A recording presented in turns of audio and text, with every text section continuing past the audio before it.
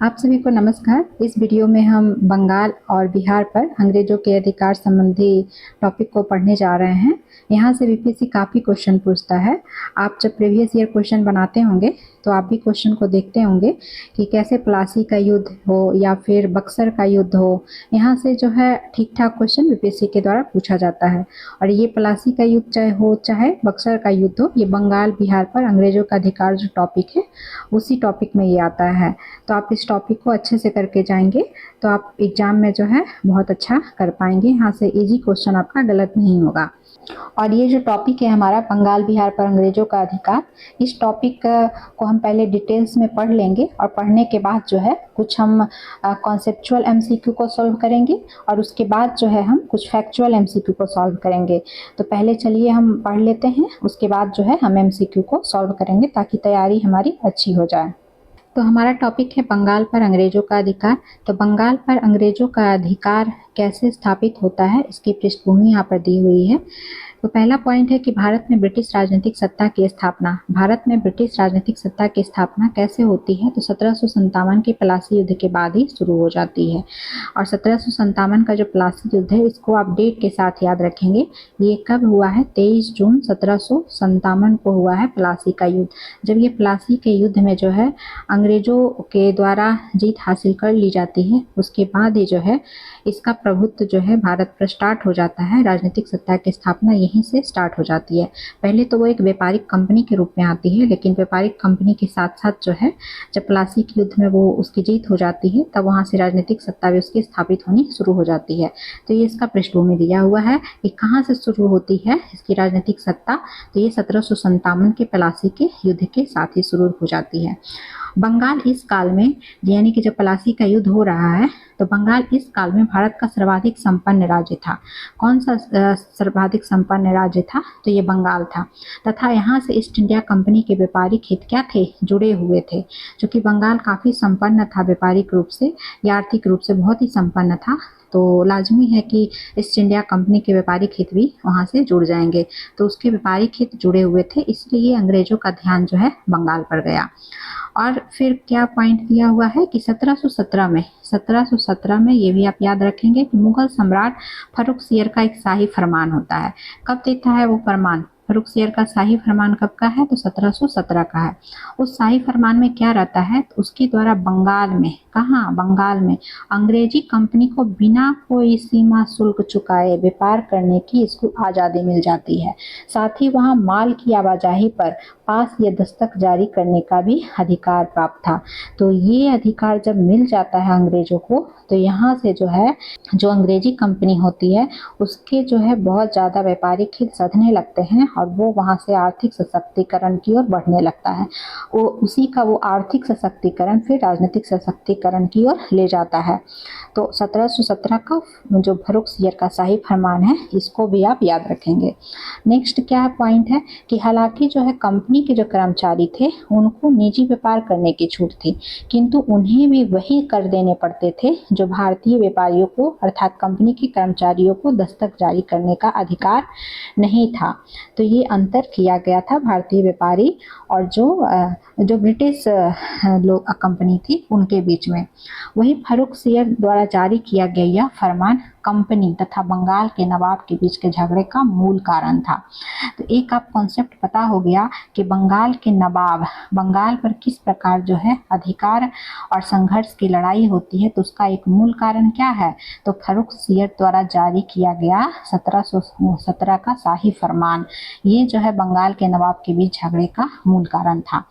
उससे चूंकि अंग्रेजी ईस्ट इंडिया कंपनी को बहुत अधिक फायदा हो रहा था और जो भारतीय जो व्यापारी थे उनको नुकसान हो रहा था।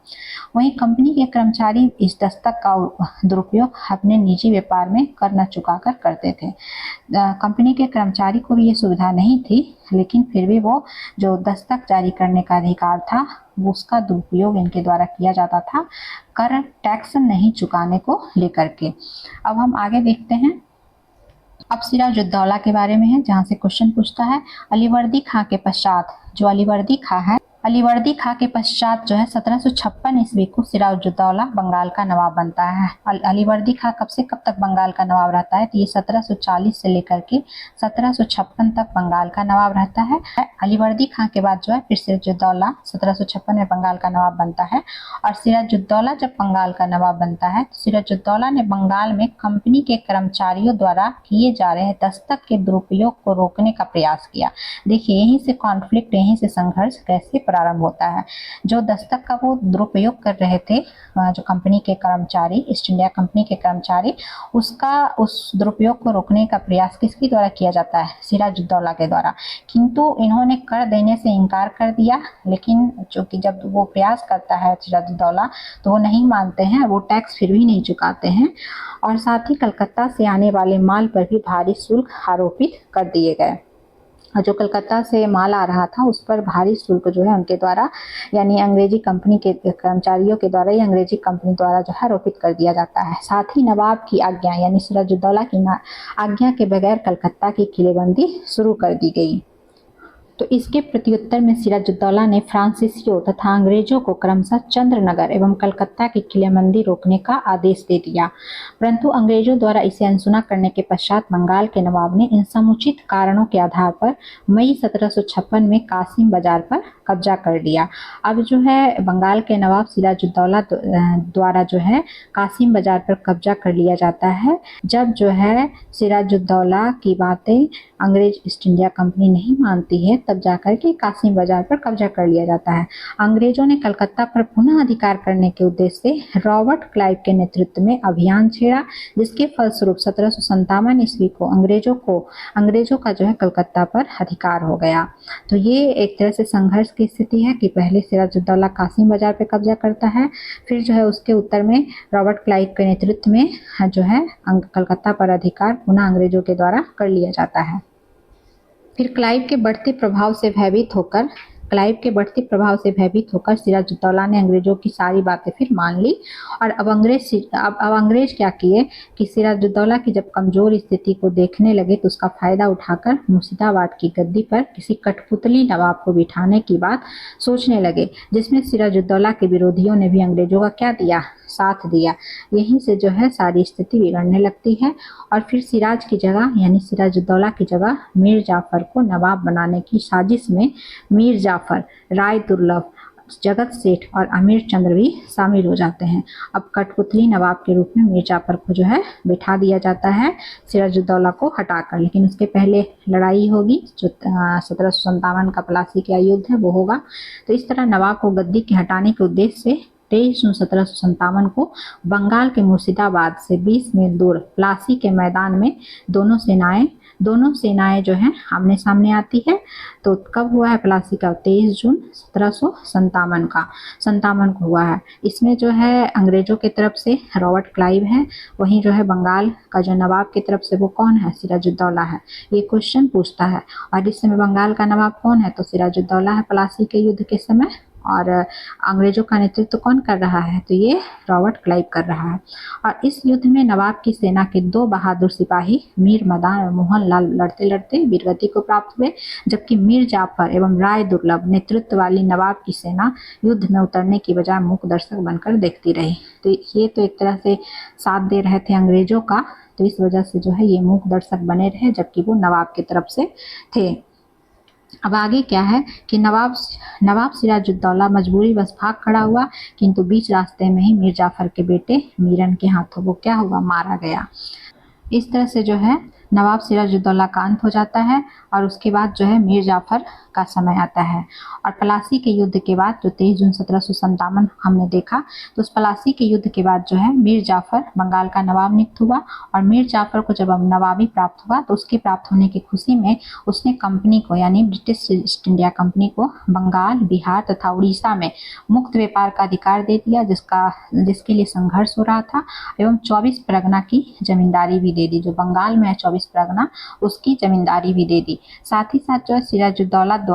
सिराजुद्दौला द्वारा जो कलकत्ता पर किए गए हमले के हर्जाने के रूप में मीर जाफर ने कंपनी तथा नगर के व्यापारियों को 1,77,00,000 रुपए दिए। साथ ही कंपनी के अधिकारियों को भी उपहार के रूप में बड़ी रकम दी। आप सोच रहे होंगे मैं ऐसे पढ़ रही हूँ, लेकिन ये क्वेश्चन बनाने में आपको बहुत हेल्प करेगा, आप सिर्फ पढ़ते जाइए। फिर है मीर जाफर के प्रशासनिक कार्यों में अंग्रेजों का बढ़ता हस्तक्षेप तथा कंपनी के अधिकारियों द्वारा की जा रही बेतहाशा मांग के मद्देनजर कंपनी और नवाब के संबंधों में कटुता आ गई। भले मीर जाफर जो है उसको बिठाया गया था कठपुतली नवाब की तरह, लेकिन समय के साथ जो है प्रशासनिक कार्य में अंग्रेजों का अधिक हस्तक्षेप होने लगा। साथ ही कंपनी के अधिकारियों द्वारा बहुत ज़्यादा डिमांड किया जाने लगा। जो भी आर्थिक डिमांड हो या भी किसी तरह का डिमांड हो, उसको देखते हुए कंपनी और नवाब के बीच में संबंधों में कटुता आई।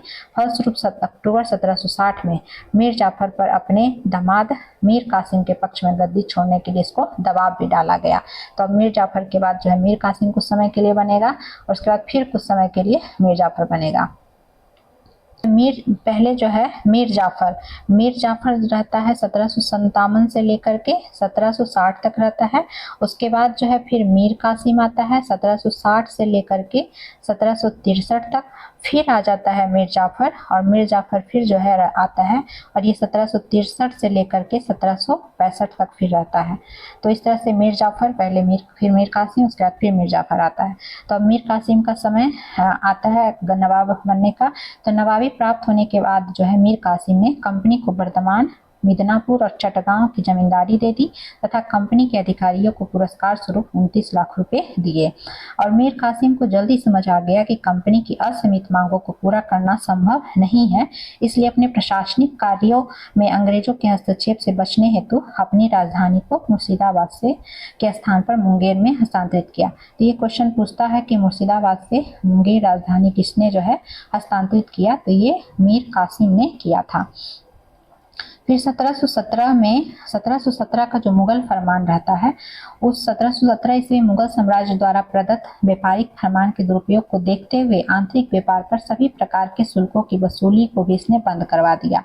तो ये क्वेश्चन भी लगभग कहीं पूछा हुआ है कि किसके द्वारा जो है 1717 के फरमान को एक तरह से बंद करवा दिया गया था? तो ये बंद करवाया गया था मीर कासिम के द्वारा। इससे व्यापारिक चुंगी एवं कर लाभ अब भारतीय व्यापारियों को भी मिलने लगा, मगर अंग्रेज भारतीय व्यापारियों एवं अंग्रेज व्यापारियों के बीच समानता के व्यवहार को स्वीकार करने को अंग्रेज तैयार नहीं थे और उन्होंने भारतीय व्यापारियों पर दोबारा जो है महसूल यानी शुल्क लगाए जाने की मांग की। किससे? मीर कासिम से। इसी मुद्दे को लेकर के अंग्रेजों तथा मीर कासिम के बीच टकराव जो है पुनः शुरू हो गया। तो जो टकराव स्टार्ट हुआ था 1717 के शाही फरमान का सिराजुद्दौला से स्टार्ट हुआ था, वो जो है यहाँ अभी मीर कासिम में अभी भी ये बना हुआ है। तो आप उसको आधार में रखेंगे 1717 के शाही फरमान को। जब ये टकराव स्टार्ट हुआ तब मीर कासिम ने क्या किया कि वो अवध चला गया और अवध जाकर मीर कासिम ने अवध के नवाब शुजा-उद-दौला और मुगल सम्राट शाह आलम द्वितीय के साथ मिलकर एक सैन्य गठबंधन का निर्माण किया। और इसी सैन्य गठबंधन के साथ जो है फिर 1764 में बक्सर का युद्ध होगा। इसमें कौन कौन शामिल होता है? तो अवध के नवाब शुजा-उद-दौला, मुगल सम्राट शाह आलम द्वितीय और बंगाल का नवाब जो है कौन? मीर कासिम। इन तीनों के सैन्य गठबंधन का जो है ये होता है युद्ध किसके साथ? अंग्रेज ईस्ट इंडिया कंपनी के साथ, जिसमें जो है हेक्टर मुनरो उस सेना का नेतृत्व कर रहा होता है। तो 1764 को अंग्रेजी सेना तथा इस गठबंधन, ये सैन्य गठबंधन जो बना, उसकी सेना में बक्सर में मुठभेड़ हुई, जिसमें अंग्रेजों को विजय मिली, जिसमें पुनः अंग्रेज जीत जाते हैं। और बक्सर के युद्ध में अंग्रेजी सेना का नेतृत्व हेक्टर मुनरो कर रहा था। तो ये भी इम्पोर्टेंट है।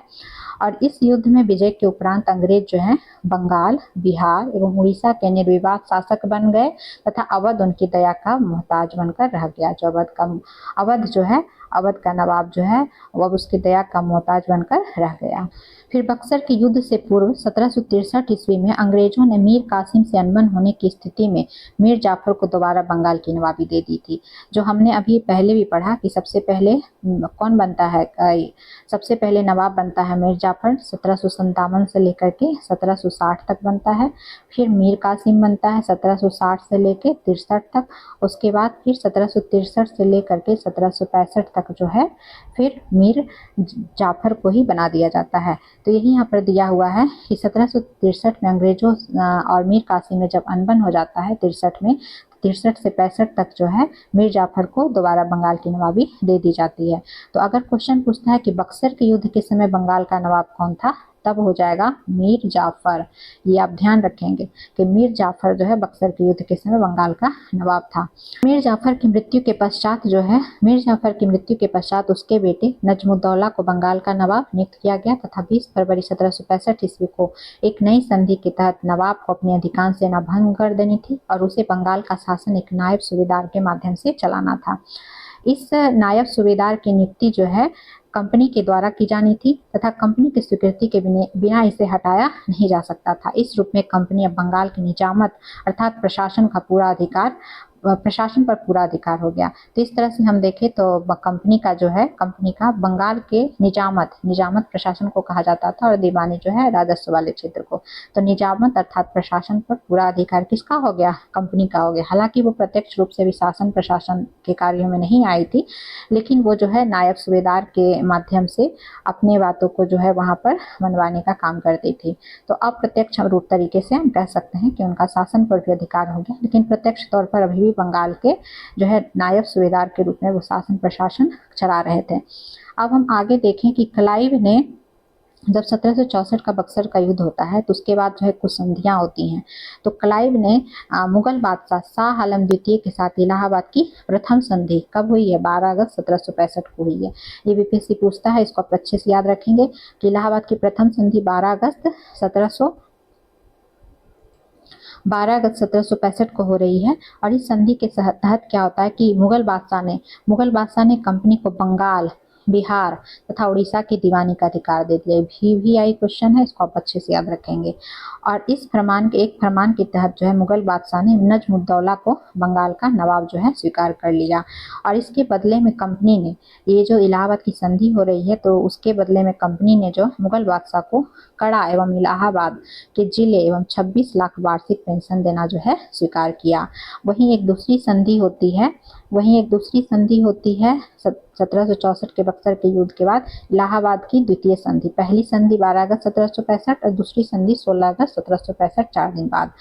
दूसरी संधि अवध के नवाब शुजाउद्दौला के साथ होती है। उसमें इसको इलाहाबाद की द्वितीय संधि कहते हैं। इसमें जो है हर्जाने के रूप में कंपनी को 50 लाख अवध से प्राप्त होता है। और इस संधि के अनुसार जो है अवध के नवाब पर बाहरी हमला होने की स्थिति में कंपनी की सेना सहायता करेगी, बशर्ते नवाब को ही सेना का खर्च देना होगा। तो ये जो है इलाहाबाद की दूसरी संधि की बातें हैं। यहाँ से भी क्वेश्चन रहेगा, ये इसी से रिलेट करके है, चूंकि रॉबर्ट क्लाइव का बात है तो हम पढ़ लेते हैं। बंगाल में द्वैत शासन। बंगाल में कंपनी द्वारा दीवानी तथा निजामत दोनों का अधिकार प्राप्त करने के पश्चात इस प्रांत में द्वैत शासन की शुरुआत हुई। अभी हमने देखा कि जो है 1764 और 1757 जो प्लासी का युद्ध और जो बक्सर का युद्ध हुआ, उसके बाद जो है कहीं ना कहीं कंपनी जो है दीवानी तथा निजामत दोनों का अधिकार प्राप्त कर लिया और इससे जो है प्रांत में द्वैत शासन की शुरुआत हो गई।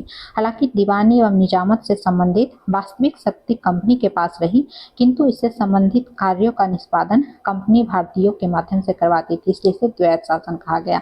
द्वैत शासन इसलिए कहा गया कि भले वो प्रत्यक्ष तौर पे उसमें इन्वॉल्व नहीं थी, लेकिन अप्रत्यक्ष तौर पे इन्वॉल्व थी, तो इसलिए इसको जो है द्वैत शासन कहा गया। और बंगाल की जनता की रक्षा जब द्वैत शासन लागू किया गया तो इससे हुआ ये कि बंगाल की रक्षा अब तो न कंपनी कर सकती थी और ना ही नवाब। इसका सीधा दुष्परिणाम यह हुआ कि बंगाल के व्यापार वाणिज्य पर देखने को मिला, जो कि रेशम एवं कपड़ा उद्योग नष्ट होने के कगार पर पहुंच गए, जबकि किसान भयानक गरीबी की चपेट में आ गए। और दूसरी तरफ कंपनी के अधिकारी बंगाल की अपार संपदा दोनों हाथों से बटोरने लगे, यानी अधिक से अधिक वो शोषण करने लगे। इस कारण हम देख सकते हैं कि जब ये स्थिति हो गई तो 1770 तक आते आते जो है बंगाल में भयंकर अकाल पड़ा, जिसमें लाखों लोग काल कलवित हो गए और इसका असर बिहार में भी बहुत अधिक पड़ा। तो इस तरह से हमने जो है अभी फैक्ट को पूरा पढ़ लिया है। अब हम चलते हैं क्वेश्चन बनाने के लिए। अब हम एमसीक्यू को बनाते हैं। पहले हम कथन वाला एमसीक्यू बना लेते हैं, फिर फैक्चुअल वाला बनाएंगे।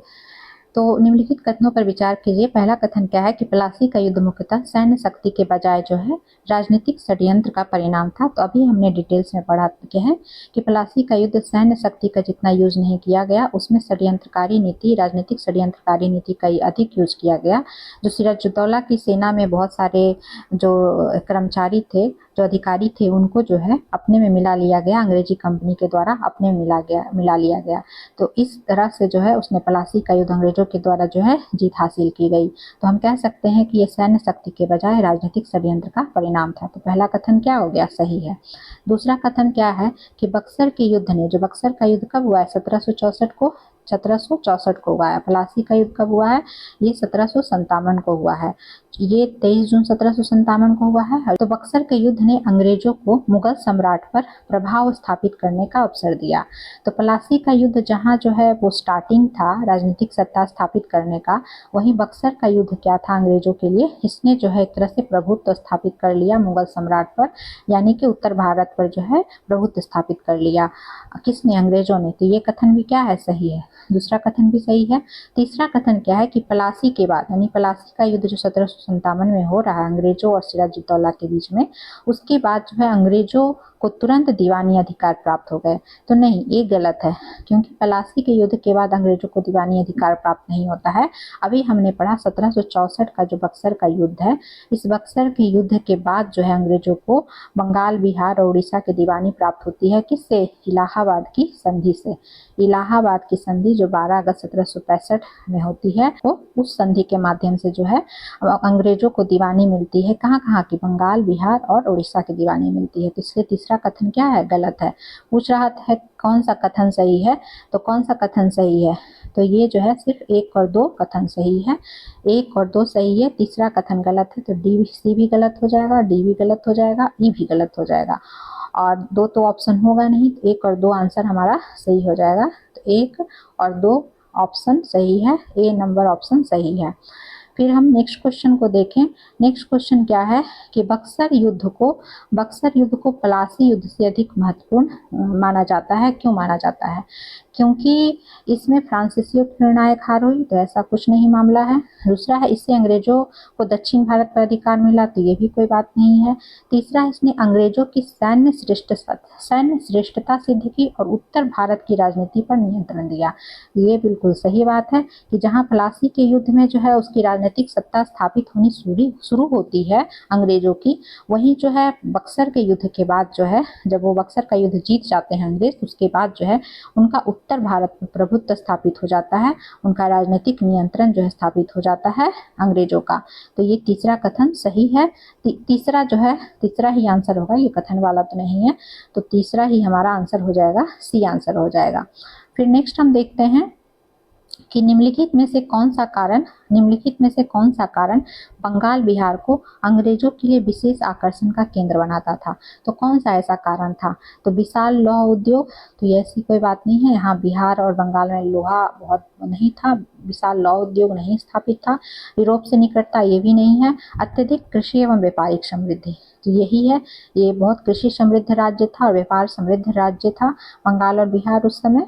तो ये कारण रहा जो कि वो अंग्रेज आकर्षित हुए और यहाँ जो है अपनी राजनीतिक सत्ता को स्थापित किए। मराठा शक्ति होगा नहीं, धार्मिक महत्व होगा नहीं।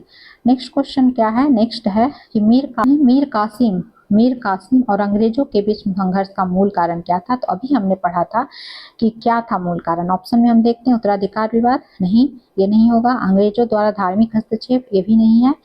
व्यापारिक विशेषाधिकारों एवं राजस्व नियंत्रण का प्रश्न जो है यही है, क्योंकि हमने पढ़ा कि अभी जो 1717 का जो फर्रुखसियर का जो शाही फरमान था, इसी शाही फरमान को लेकर के सिराजुद्दौला से ही विवाद प्रारंभ होता है और ये विवाद जो है मीर कासिम तक बना रहता है। तो ये व्यापारिक विशेषाधिकार शाही फरमान जो है के रूप में वही जो है संघर्ष का मूल कारण रहता है। और राजस्व नियंत्रण, रेवेन्यू का जो है एक तरह से कंट्रोल, चूंकि वहां पर जो शाही फरमान था उस शाही फरमान के द्वारा वो टैक्स नहीं चुकाते थे और साथ ही साथ जो है वहां पर शुल्क मुक्त वो व्यापार भी कर रहे थे।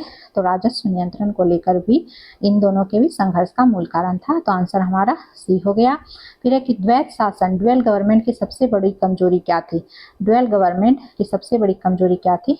तो द्वैत शासन व्यवस्था की सबसे बड़ी कमजोरी क्या थी?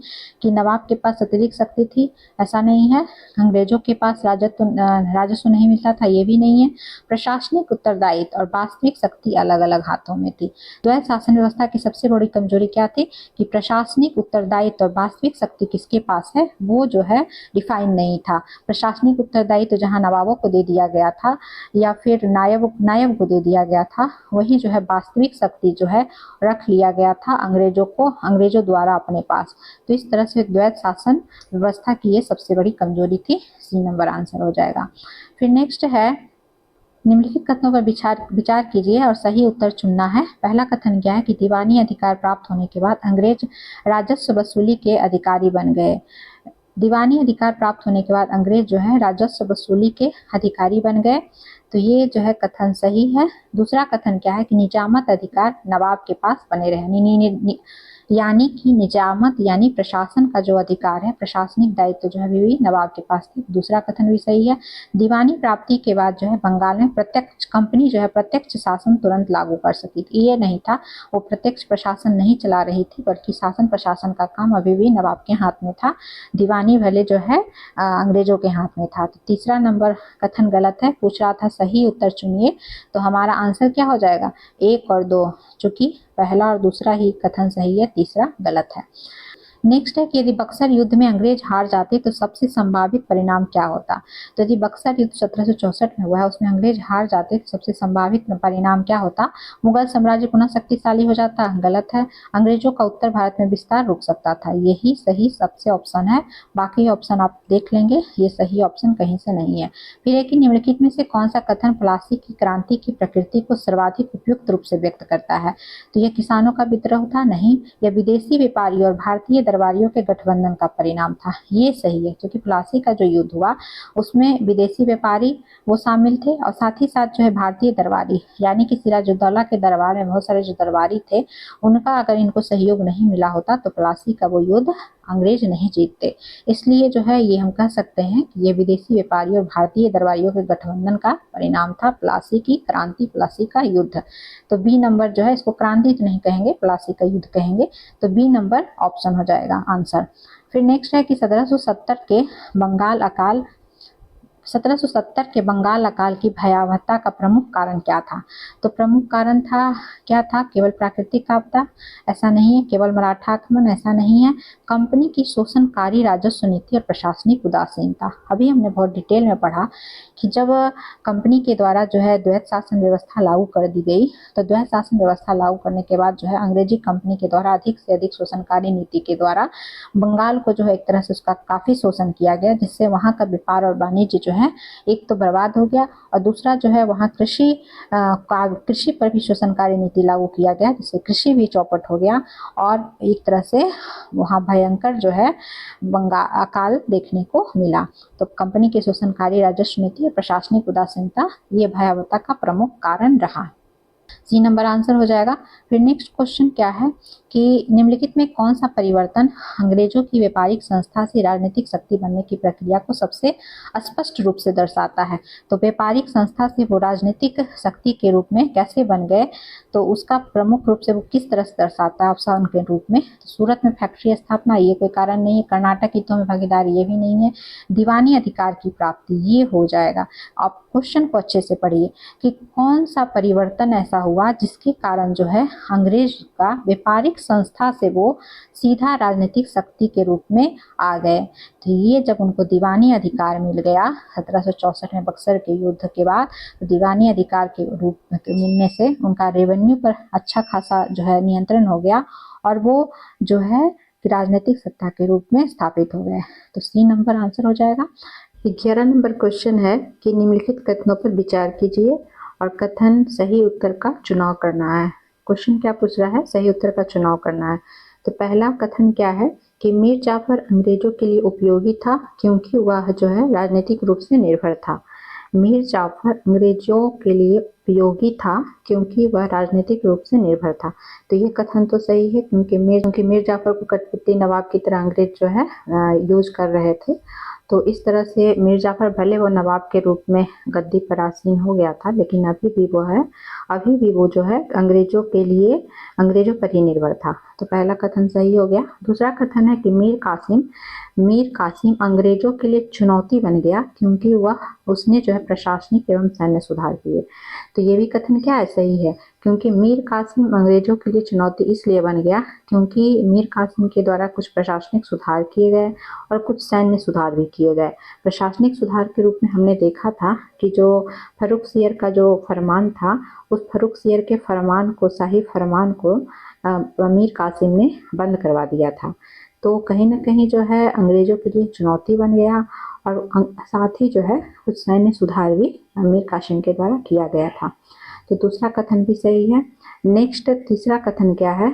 तीसरा कथन है कि दोनों यानी मीर जाफर और मीर कासिम दोनों नवाबों ने अंग्रेजों की व्यापारिक स्वतंत्रता को समान रूप से समर्थन दिया। ये तो बिल्कुल गलत है क्योंकि मीर जाफर एक तरह से जहाँ अंग्रेज के लिए सपोर्टिव था, वहीं मीर कासिम जो है शुरुआत में तो ये भी सपोर्टिव रहा, लेकिन बाद में जो है इसने अंग्रेजों के लिए चुनौती बन गया।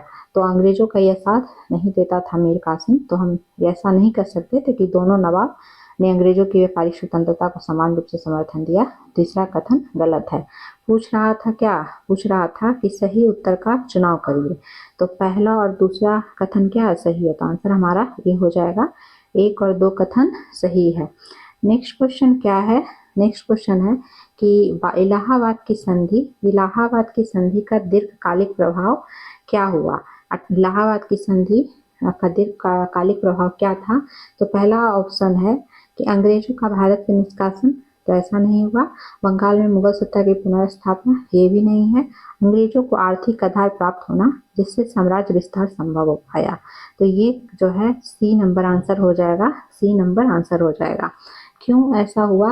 अंग्रेजों को आर्थिक आधार इलाहाबाद की संधि से कैसे प्राप्त हुई? तो हमने पढ़ा कि जो 12 अगस्त 1765 को इलाहाबाद की प्रथम संधि जो होती है, इस इलाहाबाद की प्रथम संधि से अंग्रेजों को बंगाल, बिहार और उड़ीसा की दीवानी प्राप्त हो जाती है, जिससे कि वो क्या उनका है आर्थिक आधार उनको प्राप्त हो जाता है। यहाँ से वो अधिक से अधिक रेवेन्यू कलेक्ट कर सकते थे।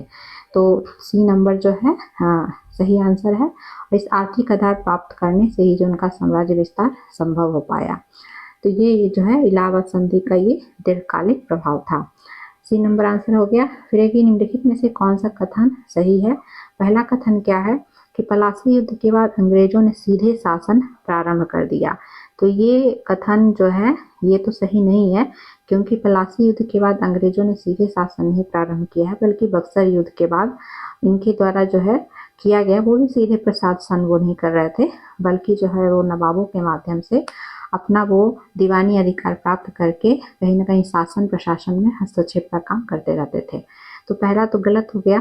सेकंड है कि बक्सर युद्ध के बाद अंग्रेजों की राजनीतिक वैधता प्राप्त हुई। तो ये जो है सही है, बी नंबर ही आंसर हो जाएगा क्योंकि बक्सर युद्ध 1764 में होता है। इसके बाद ही अंग्रेजों को जो है राजनीतिक वैधता उत्तर भारत में प्राप्त हो जाती है। तो बी नंबर आंसर हो गया। सी है कि मीर कासिम ने अंग्रेजों की सभी मांगे स्वीकार कर ली। तो ऐसा नहीं है, कुछ मांगे स्वीकार की तो कुछ मांगे जो है स्वीकार नहीं की, विरोध भी किया। द्वैत शासन में नवाब पूर्णतः स्वतंत्र था, तो ये भी नहीं है। द्वैत शासन में अंग्रेजों का हस्तक्षेप बहुत ज्यादा था, शासन प्रशासन में और दीवानी में तो था ही, तो ये पूर्णतः स्वतंत्र बिल्कुल नहीं थे। बंगाल अकाल का अंग्रेजी नीतियों से कोई संबंध नहीं था, तो ये भी गलत है क्योंकि बंगाल अकाल एक बहुत बड़ा कारण था। अंग्रेजी शोषणकारी नीतियों के कारण ये जो है बंगाल अकाल परिलक्षित हुआ। तो ई नंबर भी नहीं होगा, तो हमारा आंसर क्या हो गया? बी हो गया। फिर नेक्स्ट है कि अंग्रेजों द्वारा बंगाल बिहार की संपदा के दोहन में सबसे प्रत्यक्ष परिणाम क्या देखने को मिला? अंग्रेजों द्वारा जो बंगाल और बिहार का संपदा का विशेष दोहन किया गया, तो इसका सबसे प्रत्यक्ष परिणाम क्या था कि भारतीय उद्योगों का विकास हुआ। तो ये तो पॉजिटिव चीज है, तो ये तो नहीं देखने को मिला। ग्रामीण अर्थव्यवस्था संकट देखने को मिला, तो यही जो है आंसर हो जाएगा। इसका प्रत्यक्ष परिणाम ये हुआ कि बंगाल बिहार वाले क्षेत्र में जो ग्रामीण अर्थव्यवस्था है वहाँ संकट आ गया।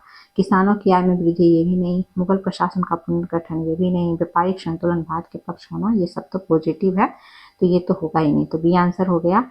15 नंबर है कि निम्नलिखित युग्म पर विचार कीजिए और कौन सा युग्म जो है सही सुमेलित है। पहला है प्लासी और का युद्ध, उसका महत्व क्या है। तो प्लासी का युद्ध का महत्व क्या, अंग्रेजी प्रभाव की शुरुआत है। तो हम शुरू से पढ़ते आ रहे हैं कि प्लासी अंग्रेजी प्रभाव की जहाँ शुरुआत होती है वहीं बक्सर जो है उसकी राजनीतिक सत्ता स्थापित करने की पुष्टि है। तो एक तो सही है मिलान। दूसरा है बक्सर युद्ध अंग्रेजी प्रभुत्व की पुष्टि। तो हाँ ये भी सही है कि बक्सर के युद्ध के बाद अंग्रेजी का प्रभुत्व का वहाँ पुष्टि हो जाता है कि अब अंग्रेज उत्तर भारत में शासन करेंगे। तीसरा है इलाहाबाद संधि जो 12 अगस्त 1765 और 16 अगस्त 1765 को होती है। उसके माध्यम से जो है आर्थिक संसाधनों पर अधिकार हो जाता है इसका अंग्रेजों का। तो ये भी तीसरा भी मिलान सही है। पूछ रहा था कौन सा युग्म सही सुमेलित है, तो तीनों युग्म क्या है, तीनों युग्म सही सम्मिलित है, तो डी हो जाएगा आंसर 1, 2, 3। अब हम कुछ जो है इजी लेवल के एमसीक्यू पढ़ लेते हैं, इसको हम जल्दी जल्दी कंप्लीट करते जाएंगे। प्लासी का युद्ध कब हुआ था, तो प्लासी का युद्ध 1757 में हुआ था, हो जाएगा बी नंबर आंसर। फिर है नेक्स्ट है कि प्लासी युद्ध में अंग्रेजों का नेतृत्व किसने किया था, तो रॉबर्ट क्लाइव ने अंग्रेजों का नेतृत्व किया था। और बंगाल की तरफ से कौन था, तो बंगाल की तरफ से जो है बंगाल का नवाब सिराजुद्दौला था। तो आप दोनों का नाम जो है याद रखेंगे, बंगाल का नवाब सिराजुद्दौला। और बक्सर का युद्ध किस राज्य में हुआ था, तो बक्सर का युद्ध जो है बिहार में हुआ था, बिहार में बक्सर है। फिर नेक्स्ट है कि दीवानी अधिकार अंग्रेजों को किस संधि से प्राप्त हुआ, तो दीवानी अधिकार जो है इलाहाबाद की संधि से प्राप्त हुआ, जो 12 अगस्त 1765 को जो इलाहाबाद की संधि होती है उसी से जो है अंग्रेजों को बंगाल, बिहार, उड़ीसा की दीवानी प्राप्त होती है। तो इलाहाबाद संधि, C number answer. Mir Qasim ने राजधानी कहाँ स्थानांतरित की, तो मीर कासिम ने राजधानी जो है मुर्शिदाबाद से कहाँ स्थानांतरित कर ली थी, तो वो मुंगेर स्थानांतरित की थी। अंग्रेजों के प्रभाव से बचने के लिए मीर कासिम ने अपनी राजधानी को मुंगेर स्थानांतरित कर लिया था। तो डी नंबर आंसर हो जाएगा। 1770 के अकाल का सबसे अधिक प्रभाव किन क्षेत्रों पर पड़ा, तो ये अभी हम बार बार पढ़ रहे हैं कि बंगाल, बिहार वाले क्षेत्र पर सबसे ज्यादा अकाल का प्रभाव पड़ा था। द्वैत शासन व्यवस्था किसने लागू की, तो द्वैत शासन व्यवस्था जो है किसके द्वारा लागू किया गया है, तो ये क्लाइव के द्वारा लागू किया गया है द्वैत शासन व्यवस्था, बी नंबर आंसर। द्वैत शासन समाप्त किसने किया, तो ये वारेन हेस्टिंग्स ने जो है द्वैत शासन व्यवस्था को समाप्त किया है। निम्न में से कौन बक्सर युद्ध में शामिल नहीं था, जब बक्सर का युद्ध होता है 1764 को, 22 अक्टूबर 1764 या कहीं कहीं 23 अक्टूबर 1764 होता है। तो 23 अक्टूबर 1764 को जो बक्सर का युद्ध होता है तो उसमें मीर कासिम भी शामिल रहता है, शाह आलम द्वितीय भी शामिल रहता है, शुजाउद्दौला भी शामिल रहता है। ये तीनों की संयुक्त सेना जो है अंग्रेजी सेना से लड़ती है बक्सर के युद्ध में। तो तीनों तो शामिल था ही, पूछ रहा था कौन शामिल नहीं था, तो इसमें जो है आंसर सिराजुद्दौला हो जाएगा। सिराजुद्दौला तो प्लासी के युद्ध में शामिल है, ना कि बक्सर के युद्ध में। और हेक्टर मुनरो तो शामिल है ही बक्सर के युद्ध में। अंग्रेजी सेना का नेतृत्व जो है, अंग्रेजी सेना का नेतृत्व बक्सर के युद्ध में कौन कर रहा है, तो हेक्टर मुनरो ही कर रहा है। तो ये तो है ही शामिल, तो पूछ रहा था कौन शामिल नहीं है, तो सिराजुद्दौला जो है इसमें शामिल नहीं है। पटना किस वस्तु के व्यापार के लिए प्रसिद्ध था, तो पटना जो है सोरा के लिए प्रसिद्ध था। सिराजुद्दौला के यहाँ का नवाब था, तो सिराजुद्दौला जो है बंगाल का नवाब था। फिर नेक्स्ट है कि मीर जाफर को नवाब किस युद्ध के बाद बनाया गया था, तो मीर जाफर को नवाब जो है प्लासी के युद्ध के बाद बनाया गया था, C number answer. East India company को चार्टर कब मिला, तो ये 1600 ईस्वी में मिला। ये सब वन लाइनर फैक्ट है। निम्न में से किसने अंग्रेजों के व्यापारिक विशेषाधिकार को समाप्त किया था, तो ये समाप्त करने का काम मीर कासिम ने किया था। हमने पढ़ा था कि मीर कासिम ने कुछ प्रशासनिक सुधार किया, तो उसमें 1717 का जो फर्रुखसियर का शाही फरमान था जिसमें अंग्रेजों को मुक्त व्यापार करने का एक छूट मिल गया था, साथ ही साथ दस्तक जारी करने का भी अधिकार मिल गया था। तो इसको जो है समाप्त करने का काम मीर कासिम ने किया था, जिसके कारण जो है फिर मीर कासिम और अंग्रेजों में संघर्ष शुरू होता है। नेक्स्ट है बक्सर युद्ध के समय मुगल सम्राट कौन था, जब बक्सर युद्ध हो रहा था 1764 में, तो उस समय मुगल सम्राट कौन था, शाह आलम द्वितीय था, जिसमें कि बक्सर के युद्ध में शाह आलम द्वितीय भी जो है शामिल होता है मुगल के तरफ से, तो शाह आलम द्वितीय था। नेक्स्ट है किस नवाब ने राजधानी ढाका से मुर्शिदाबाद लाई थी। ये पहले का क्वेश्चन है। ये अलीवर्दी खां के द्वारा जो है राजधानी ढाका से मुर्शिदाबाद लाया जाता है और मुर्शिदाबाद से मुंगेर राजधानी कौन करता है, ये मीर कासिम करता है। ब्लैक होल घटना किससे संबंधित है, तो ब्लैक होल घटना जो है कलकत्ता से संबंधित है। ये सिराजुद्दौला के समय, ये सिराजुद्दौला जब बंगाल का नवाब होता है तो उसी समय ब्लैक होल की घटना घटती है। और ये ब्लैक होल की घटना 20 जून जो है 1756 की घटना है ब्लैक होल की घटना। तो ब्लैक होल की घटना कब घटती है, 20 जून 1756 को सिराजुद्दौला के समय जो है ये घटना घटती है और कलकत्ता में। नेक्स्ट है कि बक्सर युद्ध अंग्रेजों और किसके बीच में हुआ था, तो बक्सर युद्ध जो है एक तो अंग्रेज की तरफ से हिटलर मुनरो था और संयुक्त सेना शक्ति के साथ जो है संयुक्त भारतीय शक्ति के साथ ये लड़ रहा था। संयुक्त भारतीय शक्ति में कौन कौन था, मुगल सम्राट शाह आलम द्वितीय, शुजाउद्दौला और उसके बाद जो है एक मीर कासिम था। ये तीनों की जो है संयुक्त सेना लड़ रही थी अंग्रेजी सेना हिटलर मुनरो से। नेक्स्ट क्वेश्चन क्या है, तो सी नंबर आंसर हो गया। दीवानी का अर्थ क्या है, तो दीवानी का अर्थ जो है राजस्व वसूली का अधिकार। वही निजामत का अर्थ जो है शासन प्रशासन। तो दीवानी राजस्व वसूली का अधिकार। किसे कठपुतली नवाब कहा गया था, तो ये मीर जाफर को कहा गया था, सी नंबर आंसर। बिहार में अंग्रेजों के लिए सबसे महत्वपूर्ण नगर कौन सा था, तो ये पटना था। सोडा के लिए बहुत अंग्रेज जो है उनका ध्यान था, तो पटना था। वास्तविक सैन्य विजय किस युद्ध को माना जाता है, तो ये बक्सर को माना जाता है। ये अंग्रेजों के लिए वास्तविक सैन्य विजय बक्सर को माना जाता है, 1764 वाले बक्सर युद्ध को। नेक्स्ट है कि अंग्रेजों ने बंगाल में सबसे पहले किस उद्देश्य से प्रवेश किया था, तो अंग्रेज जो है बंगाल में व्यापार के दृष्टिकोण से आए थे, लेकिन धीरे धीरे वो राजनीतिक सत्ता में इंटरेस्ट लेने लगे। वो भी व्यापारिक हित के लिए ही वो ऐसा कर रहे थे। नेक्स्ट है कि किस युद्ध के बाद अंग्रेज जो है उत्तर भारत की प्रमुख शक्ति बन गए, तो ये बक्सर युद्ध के बाद जो है अंग्रेज उत्तर भारत की प्रमुख शक्ति बन गए। लास्ट क्वेश्चन है कि इलाहाबाद की संधि किस वर्ष हुई थी, तो इलाहाबाद की संधि 12 अगस्त 1765 को हुई थी और ये पहली संधि है 12 अगस्त 1765। दूसरी संधि 16 अगस्त 1765 को हुई थी। पहली संधि हुई है किसके साथ, मुगल सम्राट शाह आलम द्वितीय के साथ। दूसरी संधि हुई है अवध के नवाब शुजा-उद-दौला के साथ। तो आप ये दोनों को याद रखें, दोनों संधि में क्या क्या है पहले हम डिटेल में पढ़ चुके हैं। तो इस तरह से हमने जो है कंसेप्चुअल और फैक्चुअल दोनों क्वेश्चन को पढ़ लिया है और साथ ही साथ इससे रिलेटेड, इस टॉपिक से रिलेटेड सारे जो है कॉन्सेप्ट और फैक्ट को भी अच्छे से कवर किया है। तो आशा है कि एग्जाम में क्वेश्चन आप इससे छोड़कर नहीं आएंगे और गलत करके नहीं आएंगे। अगर यह वीडियो पसंद आए तो आप हमारे इस चैनल को अधिक से अधिक लाइक करें, शेयर करें, सब्सक्राइब करें, ताकि मुझे भी जो है आगे और भी क्वालिटी वीडियो बनाने का मोटिवेशन मिल सके। फिर मिलते हैं, धन्यवाद।